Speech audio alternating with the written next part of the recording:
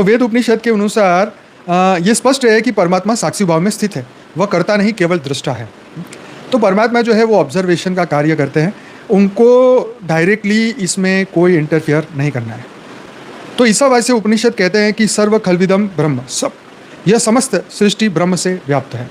अब इस बात को और गहराई से समझे तो सुख दुख जैसी कोई बात नहीं, राक्षस देवता सुर असुर जैसी कोई बात नहीं, मनुष्य देवता जानवर जैसी कोई बात नहीं।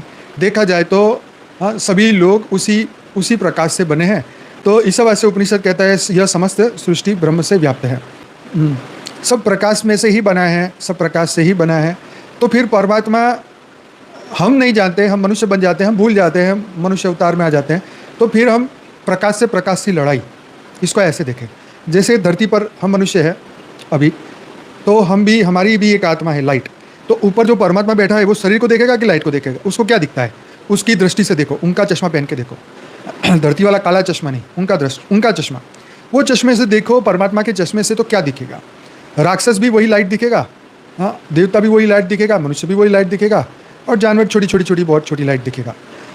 अब हमने बोल दिया कि असुर तो ये कर रहे हैं, हाँ, दानव ये कर रहे हैं, जानवर ये कर रहे हैं। परमात्मा के पास कौन सी दृष्टि है? उनके पास आत्मा का ज्ञान है, वो आत्मा की दृष्टि से सबको देख रहे हैं।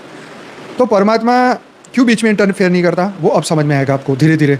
हाँ, तो ये माया का सॉफ्टवेयर, ये भी देखते हैं। तो परमात्मा हर आत्मा को स्वतंत्र इच्छा मतलब फ्री विल देते हैं, कर्म करने की आज़ादी भी देते हैं, और उसके परिणाम कर्मफल के नियम के अनुसार प्रकृति से ही वो मिलता है। न्याय का कार्य, कर्म की व्यवस्था काल चक्र द्वारा होता है, न कि स्वयं परमात्मा सीधे दंड देते हैं।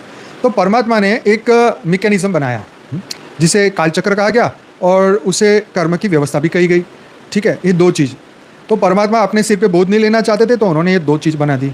ठीक, भगवत गीता के अनुसार आता है अध्याय 4 में श्लोक नंबर 13, उसका मतलब है श्री कृष्ण कहते हैं कि कर्म और गुणों के आधार पर आत्माओं का विभाजन हुआ। गीता में स्पष्ट लिखा है कि परमात्मा किसी से द्वेष नहीं करते, न किसी से पक्षपात करते हैं।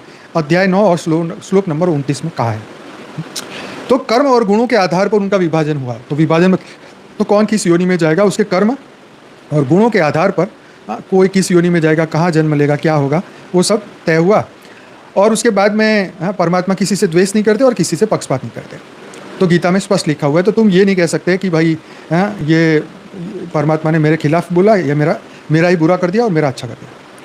तो स्वाध्याय 9 श्लोक नंबर 29 में समोहम सर्वभूतेषु, जो बुरे कर्म करता है वह अपने कर्मों के दंड का पात्र बनता है, और यह दंड कर्मों के नियम से स्वतः होता है। ठीक, जैसे ग्रेविटी है, ग्रेविटी की